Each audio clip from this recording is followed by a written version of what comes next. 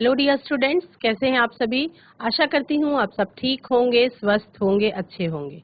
ICT virtual classroom Dehradun में आप सभी का स्वागत करती हूँ। मेरा नाम समता है और बच्चों, क्लास 10th में आपका चैप्टर शुरू हो चुका है लाइफ प्रोसेसेस। लाइफ प्रोसेसेस यानी कि जैव प्रक्रम। ये चैप्टर में आपको 4 प्रोसेसेस के बारे में विस्तार से पढ़ना है। पहला आपका था न्यूट्रिशन यानी कि पोषण। पोषण में मैंने आपको समझा दिया था कि पोषण कितने प्रकार का होता है। पोषण के आधार पर, खाने पीने की आदतों के आधार पर जीव जंतु कितने प्रकार के होते हैं। और आपको डाइजेशन के बारे में बता दिया गया था कि मनुष्यों में डाइजेशन की प्रोसेस किस तरह से होती है। उसके बाद चारों के चारों जैव प्रक्रम, लाइफ प्रोसेसेस, जो कि एक दूसरे से जुड़े हुए हैं। दूसरा प्रक्रम आप पढ़ रहे थे रेस्पिरेशन के बारे में, श्वसन की प्रक्रिया के बारे में, कि किस तरह से जो हम खाना खाते हैं वो हमारे शरीर में अंदर जाता है। पाचन की प्रक्रिया के तहत उस जटिल पदार्थों का ब्रेक डाउन होता है सरलतम रूप में, और उस सरलतम रूप को हमारा शरीर जो है वो अवशोषित कर लेता है। हमारा शरीर न्यूट्रिएंट्स को यानी पोषक तत्वों को अवशोषित करता है और इस प्रक्रिया को हम कहते हैं पोषण। अब अवशोषित करने के बाद हमारा शरीर श्वसन की प्रक्रिया के तहत हमारे शरीर में ऊर्जा का उत्पादन होता है, यानी कि रेस्पिरेशन की प्रोसेस होती है। तो चलेंगे स्मार्ट बोर्ड की तरफ और उसी को हम आगे समझेंगे। बच्चों, श्वसन की प्रक्रिया में मैंने आपको बताया था कि श्वसन की प्रक्रिया, रेस्पिरेशन की प्रोसेस 2 प्रकार की होती है। एक तो होता है आपका एरोबिक रेस्पिरेशन यानी कि वायवीय श्वसन, और दूसरे प्रकार का श्वसन होता है एनएरोबिक रेस्पिरेशन यानी कि अवायवीय श्वसन। तो ये जो एनएरोबिक रेस्पिरेशन होता है, एरोबिक रेस्पिरेशन में आप जानते हैं, आपको मैं बता चुकी हूँ कि वायवीय श्वसन में जो श्वसन की प्रक्रिया होती है उसमें ऑक्सीजन का यूज होता है प्राणवायु के रूप में, और ऑक्सीजन के कारण ही हमारे शरीर में ऊर्जा जो है वो बनती है। लेकिन उन जीवों का क्या जिनको या तो ऑक्सीजन की अवेलेबिलिटी नहीं होती या उस जगह पे ऑक्सीजन की कमी होती है या अभाव होता है। तो ऐसी परिस्थिति में जहां ऑक्सीजन की अनुपस्थिति होती है या ऑक्सीजन का अभाव होता है, उन्हें श्वसन की प्रक्रिया के लिए ऑक्सीजन की आवश्यकता नहीं होती है ना। तो ये अवायवीय श्वसन की जो प्रक्रिया है ये एक 2 स्टेप प्रोसेस है, यानी 2 चरणों में संपन्न होती है। जैसे आपका पहला चरण वायवीय रेस्पिरेशन का था, वायवीय श्वसन का जो पहला चरण था वो भी आपका, और एनारोबिक रेस्पिरेशन का, दोनों का पहला चरण एकदम समान है। ये भी 2 स्टेप प्रोसेस है। It is a 2 step process. और स्टेप 1 में क्या होता है, ग्लूकोज के कण जो है वो ग्लाइकोलिसिस प्रक्रिया के तहत टूट करके 2 पायरुविक एसिड का निर्माण करते हैं। अब ग्लूकोज जो है वो कार्बन के 6 अणुओं वाला एक मॉलिक्यूल है, और पायरुविक एसिड जो है वो कार्बन के 3 अणुओं वाला मॉलिक्यूल है। तो पहला स्टेप क्या है, तो first step glycolysis is the same as that of aerobic respiration. Glycolysis जो है वो पहले स्टेप में वायवीय श्वसन में भी होती है और अवायवीय श्वसन में भी होती है, तो दोनों सेम होते हैं। स्टेप 2 में अंतर होता है। स्टेप 2 में क्या होता है, पायरुविक एसिड जो है वो माइटोकॉन्ड्रिया तक नहीं ले जाया जाता, क्योंकि यहाँ पे ऑक्सीजन की आवश्यकता नहीं है श्वसन की प्रक्रिया के लिए। तो श्वसन की प्रक्रिया के लिए कुछ दूसरा रास्ता अपनाया जाएगा। उसमें क्या होगा, स्टेप 2 में pyruvic acid is not transported to the mitochondria, क्योंकि माइटोकॉन्ड्रिया में ही वायवीय श्वसन में श्वसन की प्रक्रिया हो रही थी, मतलब ऑक्सीजन का यूज करके एटीपी का निर्माण हो रहा था, है ना। तो अवायवीय श्वसन में पायरुविक एसिड माइटोकॉन्ड्रिया तक नहीं ले जाया जाता है। It remains in the cytoplasm, वो साइटोप्लाज्म में ही बना रहता है, और उसके बाद उन वेस्ट प्रोडक्ट्स को ब्रेक डाउन किया जाता है, और जो वेस्ट प्रोडक्ट होते हैं, पायरुविक एसिड का ब्रेक डाउन होता है, और जो वेस्ट प्रोडक्ट बचते हैं उनको सेल से रिमूव कर दिया जाता है ना। The entire process occurs in the absence of oxygen. तो ये पूरी की पूरी जो प्रक्रिया है वो ऑक्सीजन की अनुपस्थिति में संपन्न होती है। अब ये आप लोग ये वाला समीकरण लिखेंगे, मतलब ये इक्वेशन लिख लेंगे, ऊपर वाला भी लिख लेंगे। स्टेप 1 जो है जिसमें ग्लूकोज ग्लाइकोलिसिस की प्रोसेस के बाद 2 पायरुविक एसिड का निर्माण कर रहा है, यहाँ पे पूरा लिख लेंगे, ग्लूकोज ग्लाइकोलिसिस की प्रोसेस के तहत पायरुविक एसिड का निर्माण करता है और उसके बाद फिर साइटोप्लाज्म में ही, है ना, साइटोप्लाज्म में ही in the absence of oxygen, oxygen की अनुपस्थिति में ही जो पायरुविक एसिड है वो टूटता है, क्या बनता है, 2C2H5OH plus 2CO2 plus 2ATP, यानी कि अल्कोहल का निर्माण होता है, कार्बन डाइऑक्साइड का निर्माण होता है और ऊर्जा का निर्माण होता है। अब इसमें आप देख रहे हैं कि हमने वायवीय श्वसन में जब बात करी थी तो बहुत वायवीय श्वसन में in aerobic respiration a total of 38 ATP molecules are produced from one molecule of glucose, एक ग्लूकोज के मॉलिक्यूल से 38 ATP के अणुओं का निर्माण हो रहा था और उसकी तुलना में आप देख पा रहे हैं कि जो अवायवीय श्वसन है उसमें केवल 2 ATP अणुओं का निर्माण हो रहा है, यानी कि ऊर्जा की जो मात्रा बन रही है वो वायवीय श्वसन में बहुत ज्यादा बन रही है और उसकी तुलना में अवायवीय श्वसन में बहुत नॉमिनल ऊर्जा की मात्रा बन रही है। अब इसको आप अगर ध्यान से समझने की कोशिश करें तो एनारोबिक रेस्पिरेशन कहाँ कहाँ होता है, अवायवीय श्वसन, जहाँ पे सही तरीके से वायु नहीं पहुंच पाती होगी, जैसे some species of waterlogged plants, कुछ ऐसी स्पीसीज जहाँ पे पौधे जो है वो बिल्कुल पानी भरा रहता है, जहाँ पे वहाँ पे ये इस तरीके का रेस्पिरेशन होता है। पैरासिटिक वर्म्स में ऐसा रेस्पिरेशन पाया जाता है। ईस्ट जो एक प्रकार का बैक्टीरिया है उसमें भी एनारोबिक रेस्पिरेशन पाया जाता है। एनिमल मसल्स में भी ऐसा रेस्पिरेशन पाया जाता है कभी कभार, और माइक्रो ऑर्गेनिजम्स में भी इस तरीके का रेस्पिरेशन पाया जाता है।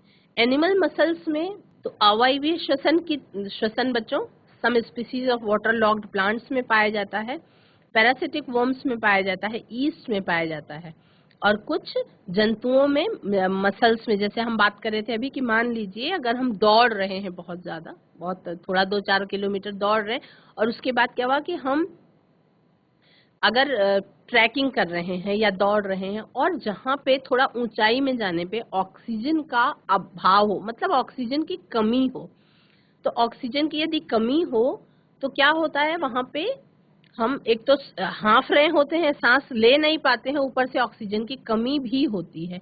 तो उस समय क्या होता है कि हमारे शरीर में, क्योंकि जो श्वसन की प्रक्रिया है, रेस्पिरेशन की प्रोसेस है, वो निरंतर होती रहती है, तो निरंतर होते रहने के कारण हम सांस, उस समय क्या होता है कि हम जो ग्लूकोज होता है, ग्लूकोज का विखंडन तो होता है और ऑक्सीजन की अनुपस्थिति तो नहीं होती, ऑक्सीजन के अभाव में वहां पे एनारोबिक रेस्पिरेशन, अवायवीय श्वसन शुरू हो जाता है। और ये जो लैक्टिक एसिड होता है ये मसल्स में स्टोर होने लगता है और उसके बाद क्या होता है, फिर क्रैम्प्स की संभावना होती है। कुछ माइक्रो ऑर्गेनिजम्स में जैसे कि ईस्ट में एनारोबिक रेस्पिरेशन ही पाया जाता है, इसको हम लेकिन ईस्ट में इसको हम किण्वन की प्रक्रिया कहते हैं, इसको हम कहते हैं फर्मेंटेशन। फर्मेंटेशन में क्या होता है, in the process of fermentation ethanol is formed as a byproduct. This is represented in the above reaction.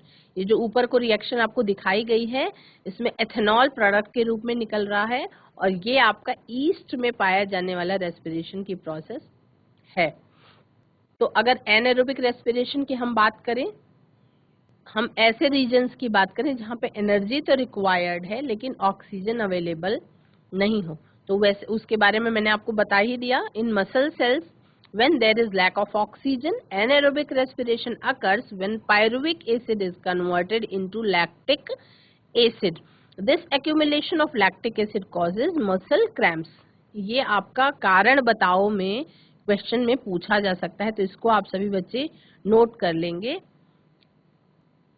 In muscle sales, मांसपेशियों में, when there is a lack of oxygen, जहां पर ऑक्सीजन का अभाव हो, एनारोबिक रेस्पिरेशन अकर्स, अवायवीय श्वसन पाया जाता है, where pyruvic acid is converted into lactic acid, जहां पर पायरुविक एसिड लैक्टिक एसिड में बदल जाता है। This accumulation of lactic acid causes muscle cramps, और मांसपेशियों में इस लैक्टिक एसिड के इकट्ठा होने से मसल क्रैम्प्स यानी मांसपेशियों में खिंचाव होता है। ये सभी बच्चे नोट करेंगे।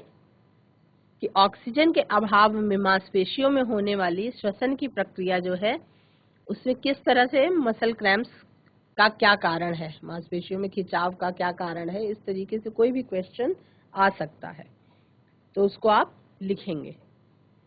देखते हैं बच्चों, alcoholic fermentation is the conversion of sugar into ethyl alcohol and carbon dioxide. Alcoholic fermentation क्या है? अल्कोहलिक फर्मेंटेशन है जिसमें शुगर का कन्वर्जन एथिल अल्कोहल में और कार्बन डाइऑक्साइड में हो जाता है। One of the byproducts, carbon dioxide, dissipates into air, whereas the other byproduct, ethyl alcohol, remains in the medium. This alcohol is processed in the brewing industry and is utilized commercially. Alcohol वाली industry है, drinks वाली, शराब वाली जिसको हम कहते हैं, उसमें इसको कमर्शियली यूज किया जाता है एनारोबिक रेस्पिरेशन की प्रोसेस को, और उससे औद्योगिक लेवल पे अल्कोहल का प्रोसेसिंग किया जाता है ना।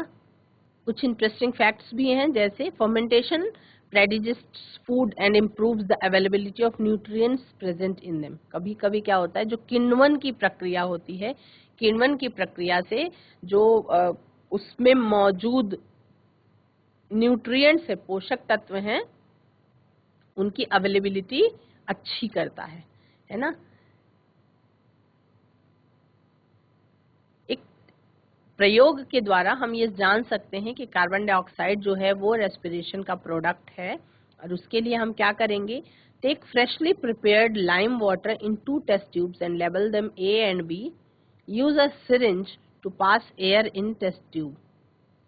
2 परखनलियां लेंगे, दोनों में लाइम वाटर डालेंगे, एक में सिरिंज लगा देंगे जिसमें बहुत हल्की मात्रा में वायु अंदर जाएगी, है ना, और दूसरे में हम क्या करेंगे, एक स्ट्रॉ लेंगे और उस स्ट्रॉ से डायरेक्ट हम उसमें फूंक मारेंगे, है ना। हम क्या देखेंगे कि जो लाइम वाटर है, you will observe that lime water जो आपका चूने का पानी था, turns milky in both test tubes. दोनों टेस्ट ट्यूब्स में जो है वो चूने का पानी दूधिया हो जाएगा, लेकिन जो चूने के पानी के दूधिया होने की स्पीड है वो टेस्ट ट्यूब बी में बहुत ज्यादा होगी, मतलब बहुत तेजी से दूधिया हो जाएगा, और टेस्ट ट्यूब ए में बहुत स्लो ये प्रोसेस होगी। ऐसा क्यों होगा? क्योंकि टेस्ट ट्यूब बी में हम श्वसन की प्रक्रिया के द्वारा हमारे शरीर में बनने वाली कार्बन डाइऑक्साइड को फूंक के माध्यम से डायरेक्ट लाइम वाटर में ब्लो कर देते हैं, और जिससे चूने का पानी तुरंत ही दूधिया हो जाता है ना। लाइम वाटर क्या है? Lime water is the common name for saturated calcium hydroxide solution. Saturated calcium hydroxide solution जो है, जिसको हम बुझा हुआ चूने का पानी कहते हैं, लाइम वाटर जो है वो सैचुरेटेड, कॉमन नेम है सैचुरेटेड कैल्शियम हाइड्रोक्साइड का, CaOH2। उसका केमिकल फॉर्मूला क्या है? CaOH whole square. इसमें क्या होता है, जब कार्बन डाइऑक्साइड पास की जाती है लाइम वाटर के थ्रू तो ये मिल्की हो जाता है। क्यों? क्योंकि इसके अंदर कैल्शियम कार्बोनेट का फॉर्मेशन हो जाता है, और इस रिएक्शन को आप ऐसे लिख सकते हैं, CaOH whole square plus CO2। Reaction क्या है? CaOH whole square plus CO2, और रिजल्ट में क्या बन रहा है? CaCO3 plus H2O। तो टेस्ट ट्यूब बी में आपने देखा कि लाइम वाटर जो है वो मिल्की हो गया, तेजी से उसमें मिल्की हुआ, क्योंकि क्या होता है, because the air we exhale is carbon dioxide, in comparison the introduced air is atmospheric in test tube A, जिसमें बहुत कम मात्रा में कार्बन डाइऑक्साइड थी, और जो हमने ब्लो की दूसरे वाले परख नली में उसमें कार्बन डाइऑक्साइड की मात्रा बहुत ज्यादा थी।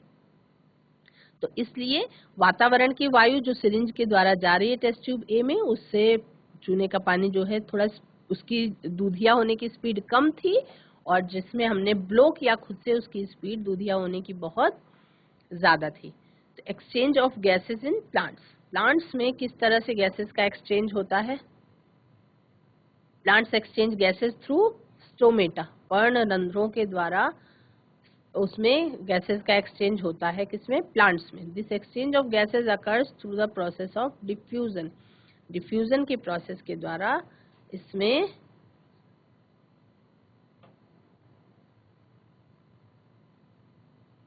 डिफ्यूजन की प्रोसेस के द्वारा क्या होता है, गैसेस का एक्सचेंज प्लांट्स में होता है ना। अब हम बात करें सिंपली रेस्पिरेशन के बारे में। श्वसन की प्रक्रिया मनुष्यों में किस तरह से होती है।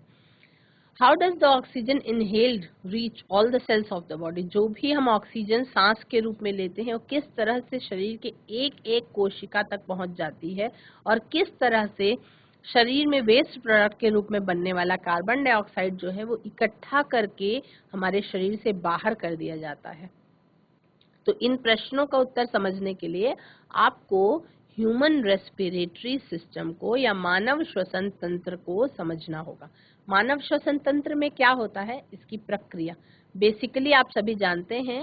ह्यूमन रेस्पिरेटरी सिस्टम क्या करता है, supplies our body with O2, हमारे शरीर में ऑक्सीजन जो है उसकी सप्लाई करता है, and also helps in removing CO2, यानी श्वसन की प्रक्रिया के द्वारा ही हमारे शरीर से कार्बन डाइऑक्साइड रिमूव की जाती है, जो क्या है, जो एक वेस्ट प्रोडक्ट है जो कोशिकीय श्वसन के दौरान बनता है ना।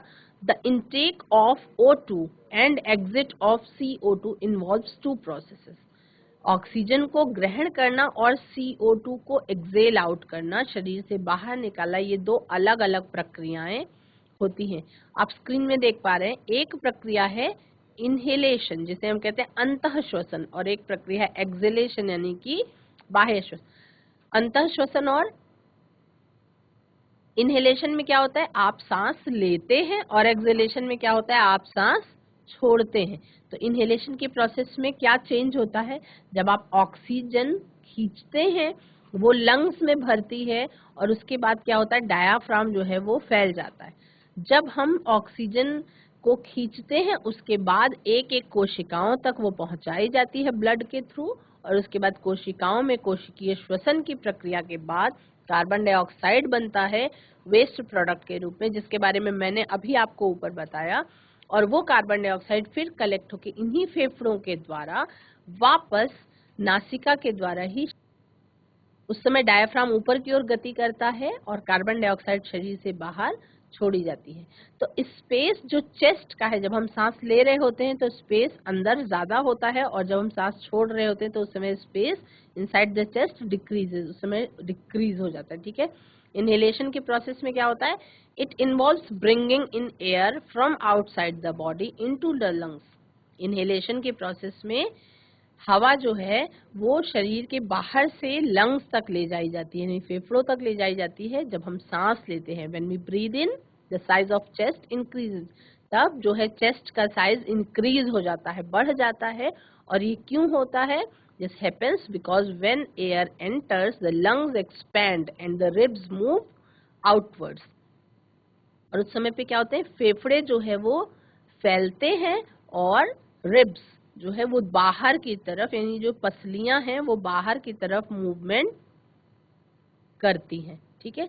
और इसी के साइमल्टेनियसली अगर हम देखें, diaphragm contracts and becomes flat, और डायफ्राम उस टाइम पे कॉन्ट्रैक्ट होके फ्लैट हो जाता है, और उसके बाद साइज हमारे चेस्ट का इंक्रीज होता है। एक्सेलेशन की प्रोसेस में क्या होता है, it involves removal of carbon dioxide from the body. इस प्रोसेस में क्या होता है कि हमारे शरीर से कार्बन डाइऑक्साइड जो वेस्ट मटेरियल के रूप में था वो शरीर से बाहर निकाला जाता है। और व्हेन वी ब्रीथ आउट, जब हम सांस बाहर को छोड़ते हैं, the size of our chest decreases, तब हमारी चेस्ट का साइज जो है वो डिक्रीज होता है। This happens because when air moves out of our lungs, the lungs contract. जब हवा जो है वो हमारी फेफड़ों से बाहर की तरफ गति करती है तो हमारे फेफड़े जो है वो सिकुड़ते हैं। सांस लेने की प्रक्रिया में जो लंग्स हैं वो सिकुड़ते और फैलते हैं, शिथिलन और संकुचन की प्रोसेस उनके अंदर होती रहती है। The ribs move back and the diaphragm curves upwards into the chest, decreasing the size of the chest. Diaphragm ऊपर की तरफ गति करता है, फेफड़े मतलब सिकुड़ जाते हैं, रिब्स जो है वापस अपनी जगह पे पहुंच जाती हैं, और इस तरह से एक्सेलेशन की प्रोसेस कंप्लीट हो जाती है ना। तो हमने जो रेस्पिरेशन की प्रोसेस है, ह्यूमन रेस्पिरेशन की प्रोसेस में कौन कौन से ऑर्गन्स इन्वॉल्व होते हैं। सबसे पहले होती है nose, pharynx, trachea, bronchi, bronchioles और लंग्स। कौन कौन सी ऑर्गन्स होते हैं? हमारी नाक से हमारा जो श्वसन तंत्र है वो शुरू होता है। नॉस्ट्रिल्स, नॉस्ट्रिल्स से क्या होता है? The air from outside first enters the nostrils which is divided into the left and right nostril. दाहिनी और बाईं नासिका के रूप में बटा हुआ होता है, और ये नॉस्ट्रिल्स जो है lead to open spaces in the nose called the nasal passage. और ये आगे की तरफ दो होता है भाग में, और पीछे की तरफ एक नेजल पैसेज। ये पीछे की तरफ एक पैसेज के रूप में होता है। और इस पैसेज में क्या होता है? This passage contains hair and mucus. वहां पे छोटे छोटे बाल होते हैं और उसके अंदर श्लेष्मा भी पाया जाता है, म्यूकस भी पाया जाता है, which performs the function of filtering, moistening and warming the air entering the nasal passage। और वो क्या करता है? इस पैसेज में जब हम सांस लेते हैं तो हम सांस कैसी भी लें, पर अपने शरीर के अनुकूल बनाने की जो प्रक्रिया है वो नेजल पैसेज के अंदर होती है। अगर किसी तरीके का पॉल्यूटेंट जा रहा है तो वो वहाँ पे फिल्टर होगा, अगर बहुत ड्राई एयर जा रही है तो वहाँ पे मॉइस्ट होगी, अगर बहुत ठंडी हवा जा रही है तो वहाँ पे वार्म होगी, है ना। और उसके बाद फिर वो हमारे शरीर के अंदर भेजी जाती है। नेक्स्ट स्टेप है फेरिंग्स, यानी दूसरा जो पार्ट है श्वसन तंत्र का वो है फेरिंग्स। इसमें क्या होता है? Air travels from the nasal passage to the pharynx which is commonly known as throat, जिसे हम सामान्य तौर पे गला, कंठ के नाम से जानते हैं।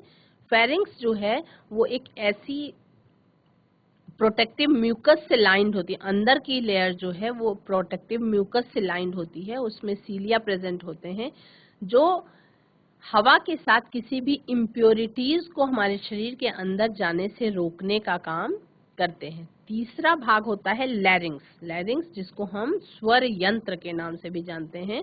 The air from the pharynx enter the larynx और वॉइस बॉक्स। तो हवा जो है वो फेरिंग्स से लैरिंग्स में एंटर करती है। It contains 2 true vocal cords, और उसके अंदर 2 वोकल कॉर्ड्स होती हैं। जैसे हम बोल कैसे पाते हैं, जैसे गिटार में कॉर्ड्स होती हैं, सितार में कॉर्ड्स होती हैं, वैसे ही हमारे वॉइस बॉक्स में, स्वर तंत्र में भी जो स्वर यंत्र है हमारे शरीर का, उसमें भी वोकल कॉर्ड्स होती हैं। और जब हम मूवमेंट करते हैं तो वो वोकल कॉर्ड्स हमारे हिसाब से बोलती हैं, है ना। तो which are made up of cartilages and fibres. किससे मिलके बनी हुई होती हैं? वो वोकल कॉर्ड्स मिलके बनी होती है कार्टिलेजेस और फाइबर्स की। जब हवा उधर से एंटर करती है इस एरिया से, द वोकल कॉर्ड्स वाइब्रेट। तब उस समय पे जो स्वर यंत्र के ये वोकल कॉर्ड्स हैं ये वाइब्रेट करते हैं, और इससे अलग अलग तरीके की डिफरेंट साउंड्स प्रोड्यूस होती है। तो ह्यूमन बीइंग्स यानी हम मानव, हम मनुष्य जो है, हम इन वाइब्रेशंस को कंट्रोल कर सकते हैं। हम इन वाइब्रेशंस को क्या कर सकते हैं? कंट्रोल कर सकते हैं। इसलिए हम अलग अलग भाषाएं, अलग अलग बातचीत कर सकते हैं। हम जब चाहें, जिस तरीके की चाहें, उस तरीके की आवाज निकाल सकते हैं। They can make various sounds and are capable of speech. इसीलिए क्योंकि ये जो हमारी खुद की वोकल कॉर्ड है वो हमारे कंट्रोल में होती है, इसलिए हम जिस तरीके का चाहें वैसा गाना गा सकते हैं, जैसा चाहें उस भाषा में बात कर सकते हैं, और जिस तरीके की साउंड चाहे उस तरीके की साउंड हम निकाल सकते हैं। उसके बारे में आपको बताने की जरूरत नहीं है कि हम लोगों का अपने वोकल कॉर्ड्स पे कितना ज्यादा कंट्रोल होता है। जो सिंगर्स होते हैं उनका अपनी वोकल कॉर्ड्स पे बहुत ज्यादा कंट्रोल होता है, इसलिए वो किसी भी तरीके की सुर जो है वो अपनी वोकल कॉर्ड्स के द्वारा निकाल सकते हैं। लता मंगेशकर को आप सभी जानते हैं कि उनका अपने वोकल कॉर्ड्स पे इतना ज्यादा कंट्रोल था कि वो मतलब कहते हैं कि संसार में सबसे सुरीला गाना गाने वाली जो गायिका है वो लता मंगेशकर, क्योंकि उनके वॉइस बॉक्स पे बहुत ज्यादा अच्छा कंट्रोल था। और ये होता है प्रैक्टिस के द्वारा, धीरे धीरे, जिसको हम रियाज कहते हैं। लोग रियाज करते हैं, जो गायक या गायिकाएं होते हैं, तो उनका अपने वोकल कॉर्ड्स पे सामान्य व्यक्ति से की तुलना में बहुत ज्यादा कंट्रोल होता है। वो अपने वोकल कॉर्ड्स की वाइब्रेशंस को लिमिट से ज्यादा कंट्रोल कर सकते हैं, इसलिए वो किसी भी तरीके के गाने को, अपने सुर को साध सकते हैं और उसको अच्छे से गा सकते हैं। तीसरा, हमने बात कर ली सबसे पहले नेजल पैसेज की, नॉस्ट्रल्स की, नेजल पैसेज की, फेरिंग्स की यानी कि थ्रोट की बात कर ली हमने, लैरिंग्स की बात कर ली यानी कि हमने स्वर यंत्र की बात कर ली। नेक्स्ट पार्ट जो होता है बच्चों उसे हम कहते हैं ट्रेकिया। ट्रेकिया क्या होता है? फ्रॉम द लैरिंग्स, लैरिंग्स से the inhaled air moves into the wind pipe. Trachea जिसे हम सांस की नली कहते हैं, तो विंड पाइप या ट्रेकिया और फूड पाइप या ओसोफेगस ये दोनों आमने सामने होती है, मतलब सामने की तरफ विंड पाइप होती है और उसके बैक साइड में ट्रेकिया, बैक साइड में फूड पाइप प्रेजेंट होती है और सामने की तरफ ट्रेकिया प्रेजेंट होती है।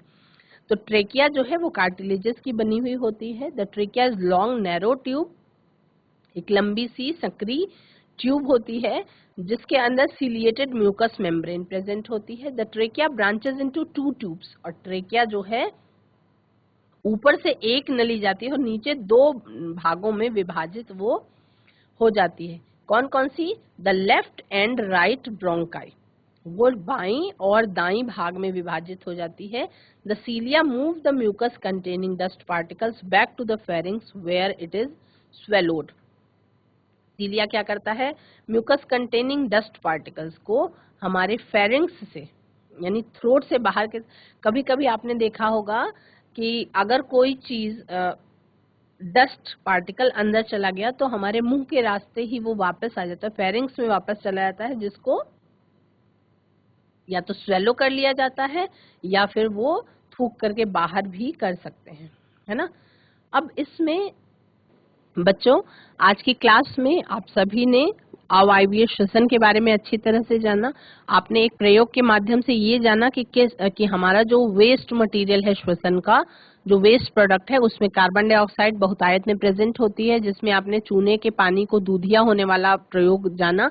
और उसके अलावा आपने श्वसन तंत्र में और अंगों के बारे में जाना। अगले सेशन में हम इसी कॉन्सेप्ट को थोड़ा सा और आगे समझने का प्रयास करेंगे। That's all for today. Have a nice day, take care.